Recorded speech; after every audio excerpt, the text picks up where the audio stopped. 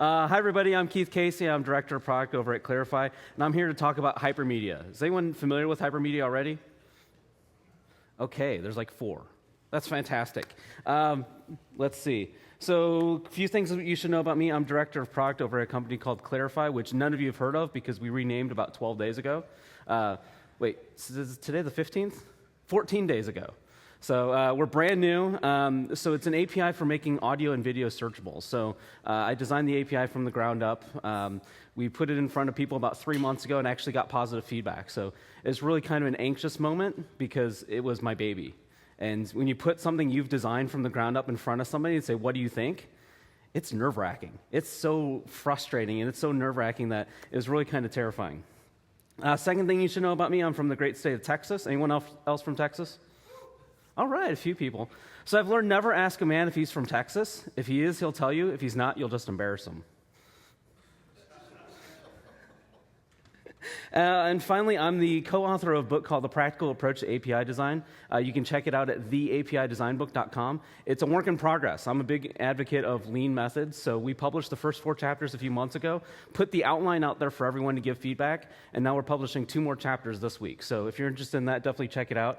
If you're really interested in that, drop me an email, just keith@clarify.io, and I'll give you a coupon code to get 25% off. All right, so enough about me. Let's talk about APIs. Before we begin, I want to make sure we're speaking the same language.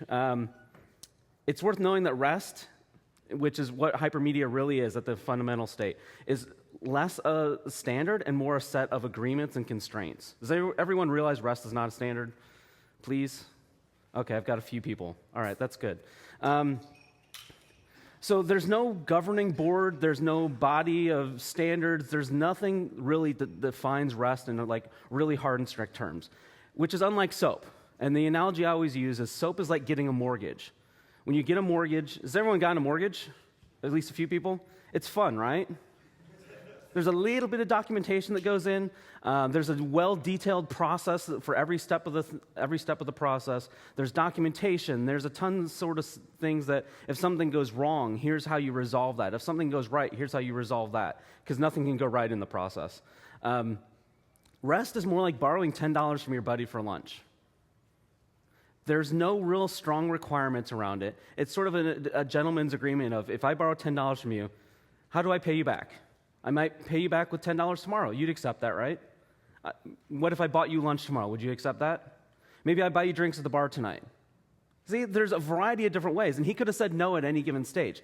That's what REST is. It's not a formal set of requirements. It's this sort of gentleman's agreement of, here's how we're going to interact, and is this acceptable to both sides?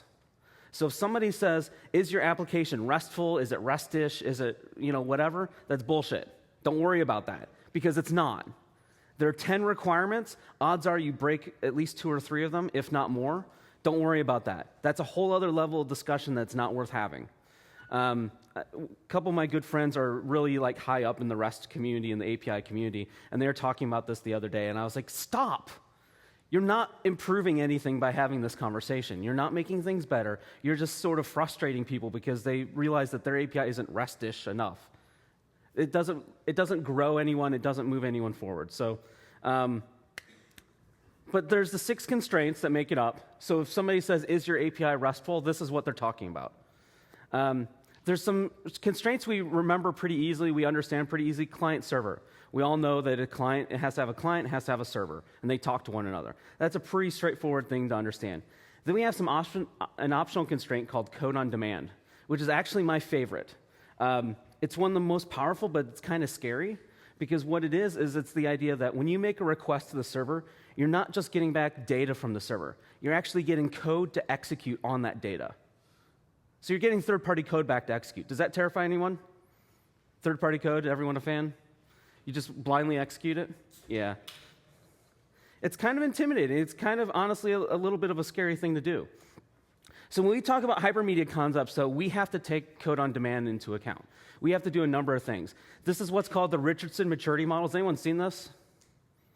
I see 1 person nodding their head. 2, all right, fantastic. That's 100% more than last time I gave this presentation.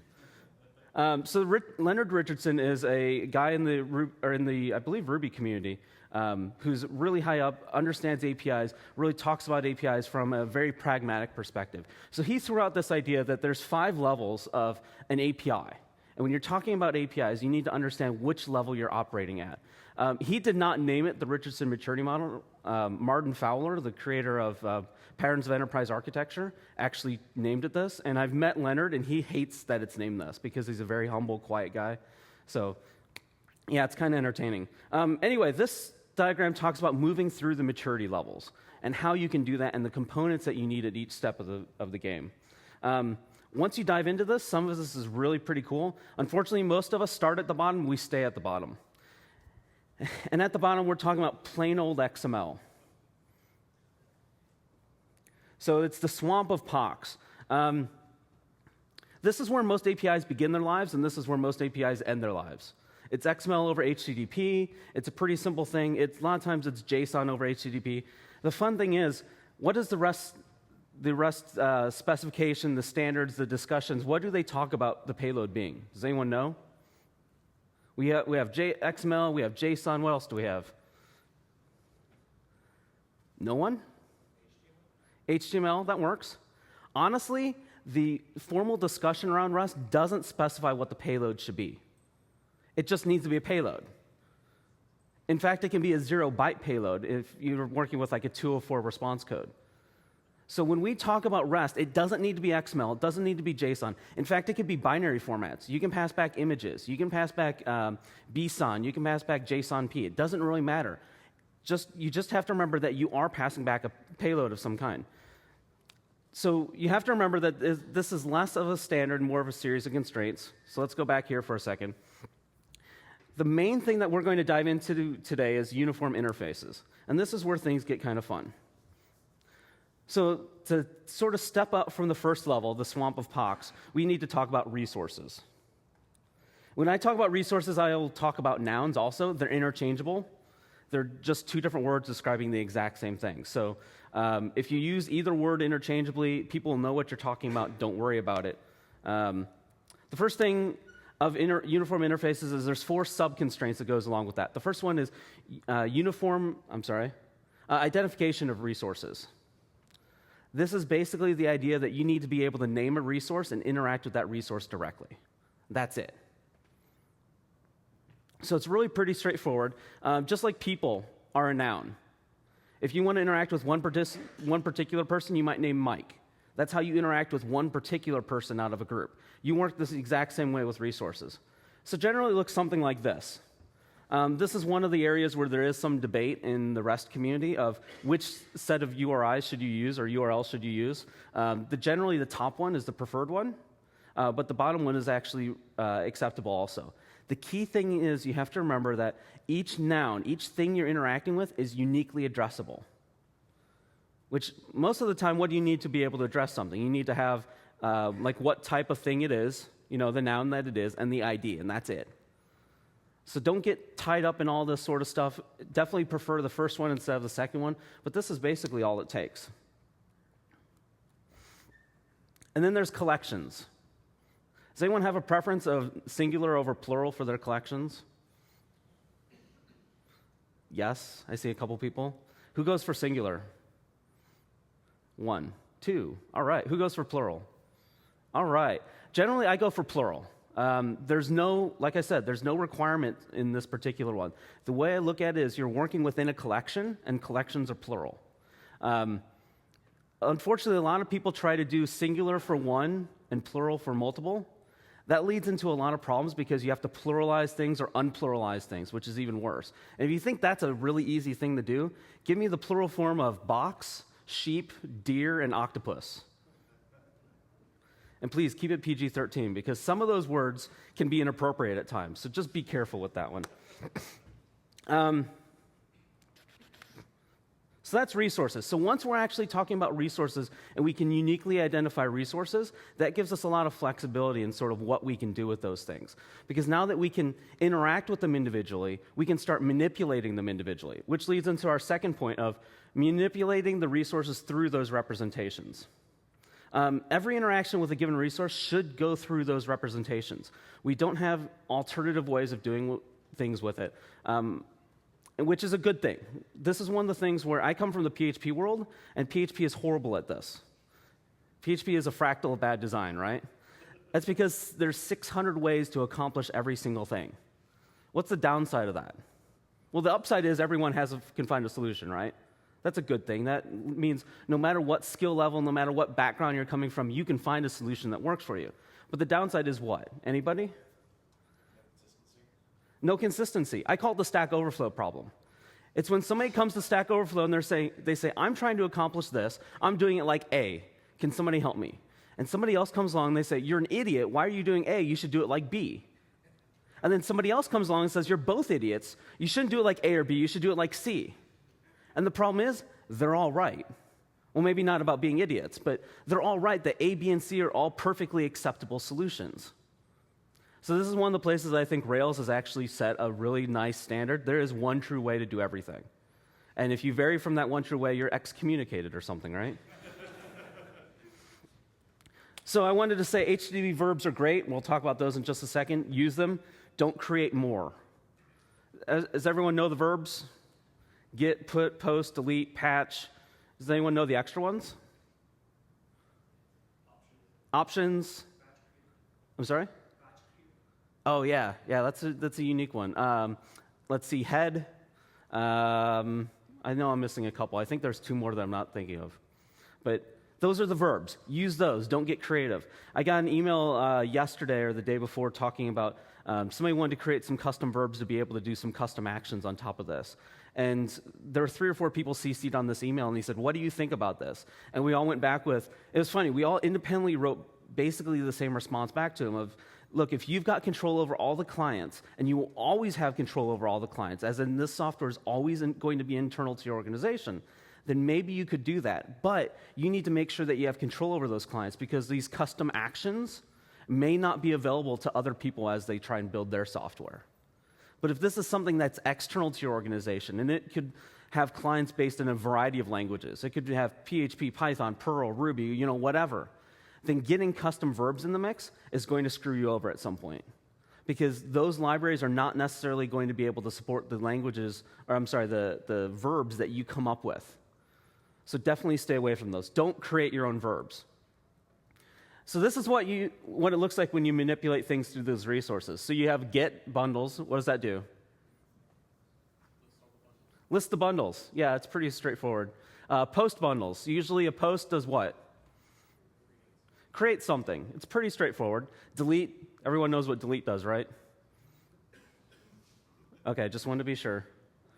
You'd be amazed what kind of answers you get when you ask that. Like, you assume that everyone knows what delete does, but then they're like, oh, yeah, it changes something. Well, it deletes something. It's just really straightforward there. Put does an update, and then I believe, yeah, that's all the ones we have here. This is the API. This is a snapshot of the Swagger docs for the Clarify API. But this is how you interact with things. You've got bundles, and you can get bundles. You can create bundles. You can delete bundles, and you can update them. That's it. And if you think about it, most of our applications come down to crud, right? Create, replace, update, delete. And that's all they really do. Where we get a little bit more creative is some of the places where we might want to update something under certain circumstances or change the state of something. And that's where we use the multi-tool of HTTP of post. We won't get into that because that's a big, hairy mess. So we've defined some nouns and verbs. So now what do? How do we know what to do with them? Well, we've got crud, which is pretty straightforward. That's great. That's a starting point. Unfortunately, most of our applications go beyond that at some point, don't they? Crud is a good starting point. Crud is a 101 level API. But this is where things get interesting. We start crossing into level 3 of the Richardson maturity model. And this is where things get a little harder to grasp and digest. And what's even more fun is this is where the most heated debate is in the REST community and when you're talking about hypermedia in general. And so it's the last 2 constraints of uniform interfaces. The first one is self-descriptive messages. So that breaks down into 3 things. Each message should be able to tell you whether or not it can be cached. It should tell you how to be able to get the next resource. And it should be able to tell you how to process itself. So this is a whole deeper topic if we go into caching, so I'm going to skip over that and go directly to how to process itself. This goes back to our original 6 constraints, the code on demand. So when we think of code on demand, all it does is it's an idea that we don't just request a resource, but we request code to interact with that resource also, to modify it, to update it, to do different things with it. We talked earlier, third-party code's fantastic, right? We trust it. So can anyone think on the internet where we do trust third-party code to execute? Stack Overflow? Yeah. Well, in our applications, where do we trust third-party code? Web servers? What do you mean?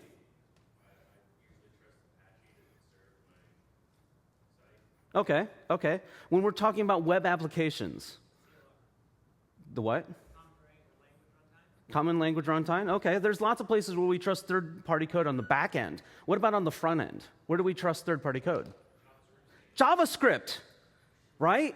That's what we trust every single day in every single application. Who builds a web application that doesn't use JavaScript? So if you think about it, Gmail, JavaScript, any sort of application that's living out there on the web right now, every single day we download third-party code that we have honestly no clue what's going on with, right? We don't know what's going on in whatever JavaScript library you're using. We think we know what's going on. We think we see the results of it, but there's all kinds of other things going on. We trust this code, we execute it. Now, the fun thing is we can actually have our tools be very dumb. If you think about it, a browser is very dumb, right? Because a browser has a little bit of its own business logic, but all it does is it follows the business logic that it downloads from the server. Which is, if you think about it, kind of cool. It means that when somebody updates when Google updates Gmail on the server side, we don't have to upgrade our browsers. Unless you're using IE, then please upgrade your browsers. But most of the time, we can go ahead and we can just use our applications completely transparent of what's happening on the back end. So this idea of code on demand, which at first glance seems so foreign to us, it's something that we do every single day, multiple times a day. It's something that we can interact with. It's something we have a lot of familiarity with. So when somebody says, oh, are you downloading third-party code? Are you doing this thing? Are you implementing code on demand? The answer is yes. And when we stop and think about it like that, when we make a request to Google, to Gmail, and we get back the data and the code to execute on it, that's all it is. That's all we're doing with it. So what's the next thing? Descriptive messages. What does that mean? So there's a handful of standards. Hello, Collection, JSON, and Siren are the big ones. This is where things get a little messy, because descriptive messages, what does descriptive mean? Does anyone have any guesses? I hear just this overwhelming chorus of ideas. This is about how the discussion goes in the API community, because no one's really defined what this means yet. It means that the APIs, the messages themselves are descriptive in some way, but no one's actually figured out what that means, which is kind of scary at one level, but it's kind of good at a lot of other levels. It means that if a standard comes out that really sort of takes care of a lot of this stuff, it still has room to be implemented. But at this stage, these are the 3 that are leading. And they all have different strengths and weaknesses. I'm not going to go into them, but definitely check them out when you get a chance. The thing I wanted to spend the most of the rest of the time talking about is Hypermedia as an engine of application state, as Helios, which is the worst name for a children's breakfast cereal ever. Before I tell you what it means in my own words, I'm going to read the Wikipedia entry to you, because I think it's fantastic. Clients make state transitions only through actions that are dynamically identified within Hypermedia by the server. Except for simple fixed entry points to the application, a client does not assume that any particular actions will be available for any particular resources beyond those described representations previously received from the server. What does that mean? Anyone guesses?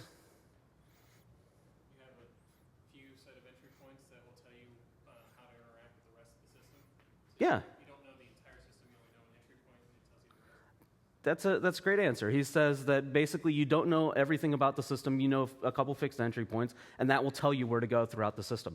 Has anyone done this before? I'd wager most of us have done this before, because this is what it is.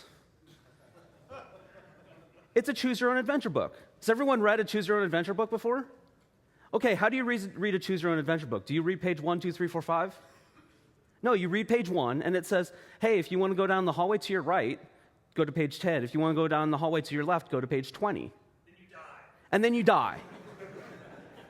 You stole my joke. bastard.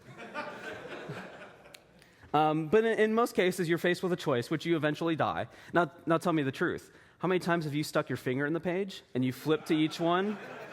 You've done that, haven't you? Okay, did you go the extra step of taking Post-it notes and map out the different routes? Has anyone done that? There's always one. There's always one. But this is what Hadios is. It's the idea that you don't necessarily know where everything lives in the API.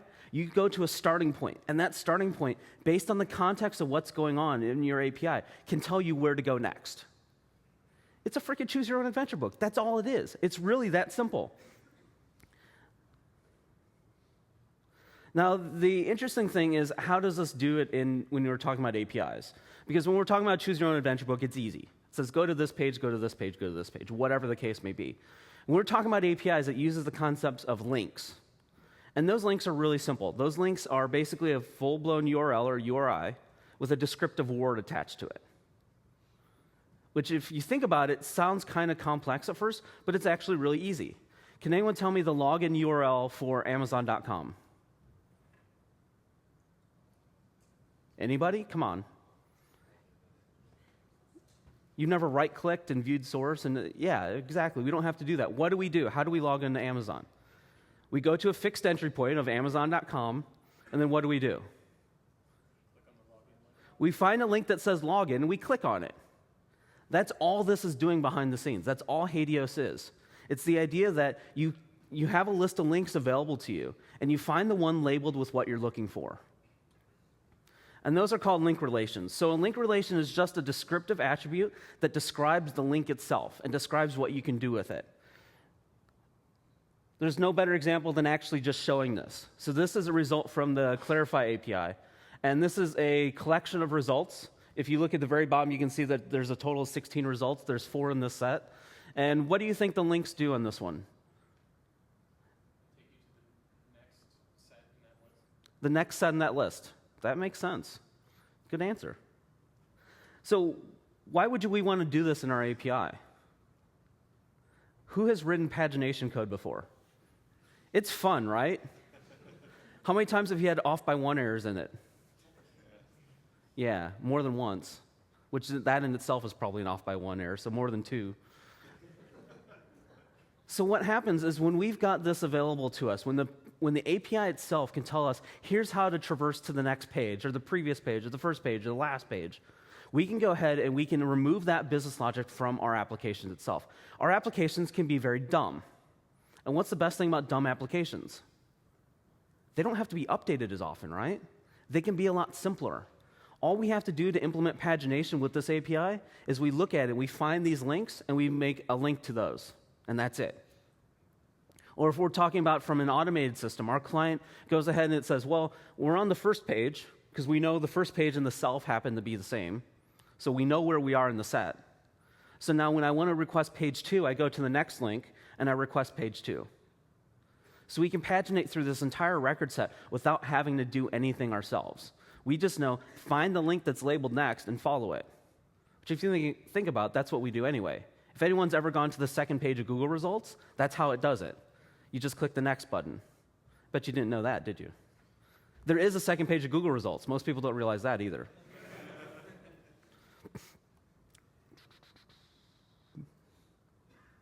So by providing these links, we don't have to ever figure anything out. The API, which is probably the best qualified system to be able to do it, figures it out for us and gives it to us. They let us process and let us figure out what's going on. For the record, I don't mean that your code has off by 1 errors. I meant that other people's code has off by 1 errors. Everyone's code here is probably fantastic, so I don't have any personal experience with any of it, so we'll just leave it at that. So with all that, we've begun to approach the true glory of REST, or hypermedia APIs. And that's the core of what a hypermedia API is. It's the idea that the API itself is descriptive and expressive enough that you can navigate throughout the rest of the system by using it, by using just the API. I do an API training course, and we use the GitHub API to do this. And the cool thing about the GitHub API is without any external information, if you know that fixed entry point, which is https://api/github.com, then you can go ahead and you can navigate the entire API from that. And the error messages are expressive enough that if you make a request to request somebody's user repositories, it will tell you, hey, look, you have a 401 error here. What's a 401? What? Unauthorized, authentication required. It'll actually tell you that. So now you can know how to pass back your user credentials to actually be able to go ahead and go to the next level. And once you go to the next level, it can give you additional information. It might give you back a 400, which means? I'm sorry? Client request error. It means you screwed up somehow. That's it. Now, the cool thing is the GitHub API will actually pass back additional error messages to give you something a little bit more expressive to make your API or your client a little bit more useful in that. But it's a fantastic API to explore and to delve into, to be able to say, when I'm here, what can I do from here? What else is available to me here? So once you can map an API like that, there's some cool things that happen. Unfortunately, here be some dragons. Like any active developed sort of piece of technology or concept, it's up for heavy debate at this point. There's still a lot of competing standards out there. Each standard has leaders, examples. Some of them are better than others. For the Clarify API that I showed earlier, that we use how for everything, and it's just because that happened to be the most common,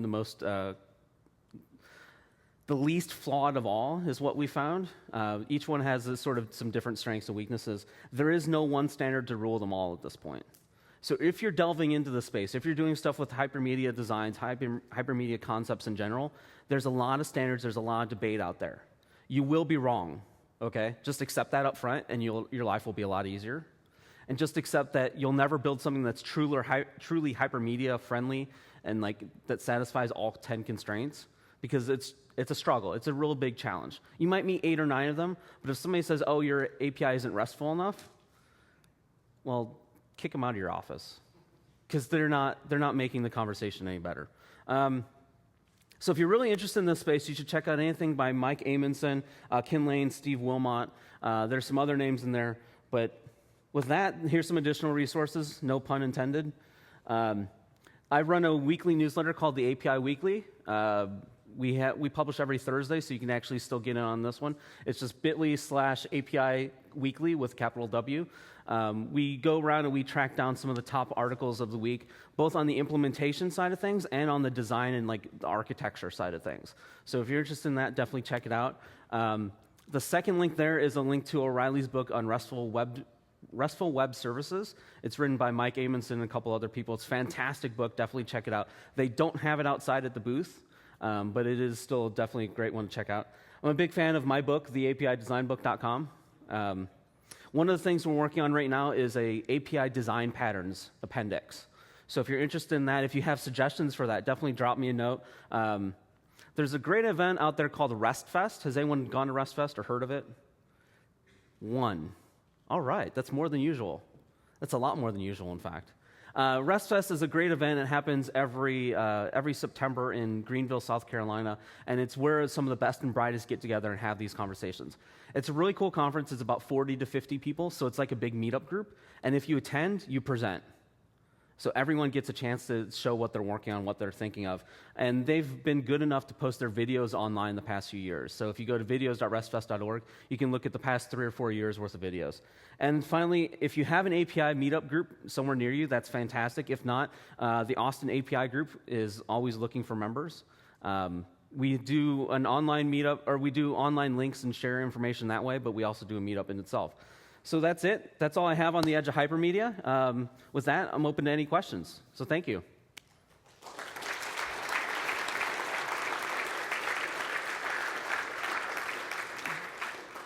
So questions. Who's struggling with an API right now?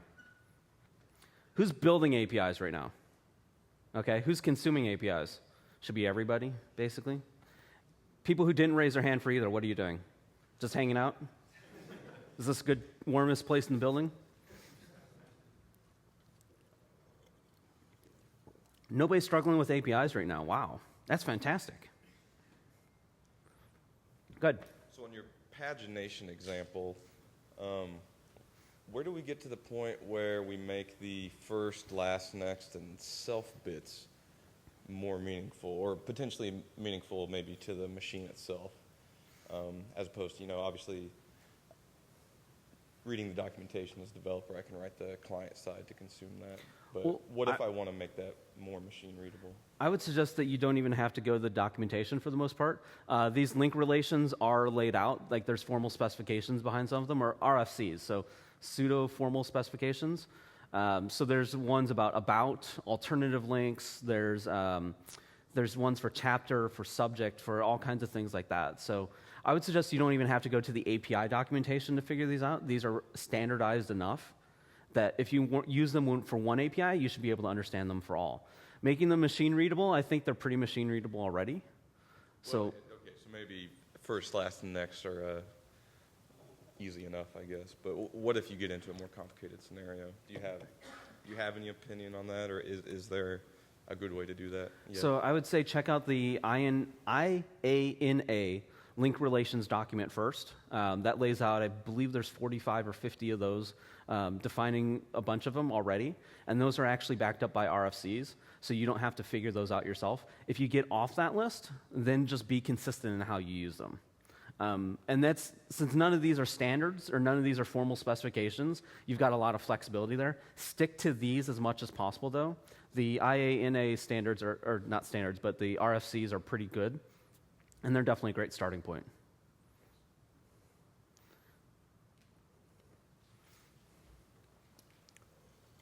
One question I have, or one thing I kind of struggle with, is when you get to that third level and you're using the HDOS or whatever. HDOs, HDOS, okay. breakfast cereal, Yeah. cereal champions. Yeah, really. What are the performance implications? Because normally I'm used to, or the way we work, is we have a nested direct URL that we hit to retrieve the data we want for a use case in our application. Mm-hmm. And if you go with the kind of the purest, my understanding is that you would start at the top and kind of make multiple calls to kind of work your way down to the actual resource you're interested in. Yes, potentially. So one of the key things to remember is it's like a choose your own adventure book. And so the idea is that the idea normally is that you go ahead and you start at the top level and then you can navigate your way down, however many requests that take. But remember, we've got the ability to say, given the context of who you are and what you are, here are the links available to you. So I would say that there are different ways to approach that. You might be able to sort of essentially create a bookmark at a higher level to be able to say, here's the common reports you run. Here's a link to those individual reports.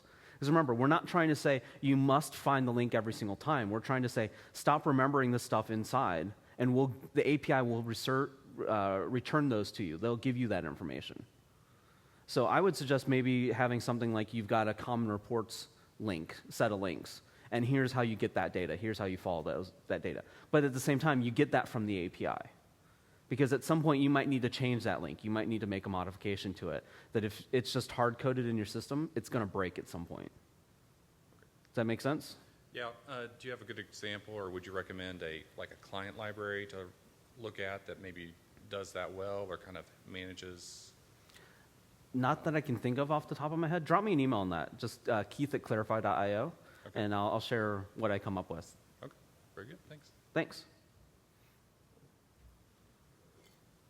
So you've already specified the kind of statelessness of these services, but do you have any opinions, or is there a lot of talk in the community around the statelessness of the clients, like the validity of caching some of these links, being able to use them at a later time, so when you have really frequently hit services, say like an externalized authorization service, the ability to cache some of that information on the client side? So when you're talking about Hypermedia or RESTful architecture, all the statelessness is on the server side. So it doesn't really specify anything about the clients themselves. So as far as I'm concerned, you can, officially, you can do whatever you want on the clients. The way I generally recommend it is for each individual exchange, for one single interaction, however long that interaction is, that you should be able to cache the links for that duration. And hopefully, if the API is polite and considerate, if one of those links is changed in the meantime, it's going to give a 301 or a 302, sending you to the right place. So that's one of the things that I think is really important with clients is that they need to know how to handle the 301s and 302s. Because at some point they will come up, it's just a matter of when. Is that helpful? Yes, thank you. Cool. So I noticed in your examples you version your API in the URL. Can you just say a few words about versioning? I know it's a pretty hotly debated topic. Oh, versioning is great. Versioning, so there's a couple different approaches to versioning. One of them is you stick in the URI like that. The other one is you put in the accepts header. So in the accepts header, you say, I will accept version 3 of this particular API, or I'll handle version 3 in general. I personally think that the accepts header is the more appropriate way to do it. Because you're defining it. Have you ever traveled internationally? And if you go to a tourist location, like I ran into this in Quebec a couple years ago, you go up to a tourist location and they don't greet you with just hello. They say, bonjour, hello. What are they trying to do? Anybody? They're content negotiation. That's what they're doing. They're figuring out what language you're actually speaking. And then so by responding, they know what to continue in. So I think that versions should be part of that content negotiation layer, and that's the ideal. The problem is, we suck at that. We suck at using headers. We really know how to use URIs. That's where most people's understanding and their skill begins and ends. So I say for the proper answer is to put it into the accepts header so that it's handled as part of the content negotiation. The realistic one that people will actually be able to implement is in the URI itself. So does that give you both answers well enough? Okay. Anybody else? Questions, comments? Okay, cool. Thanks, everybody.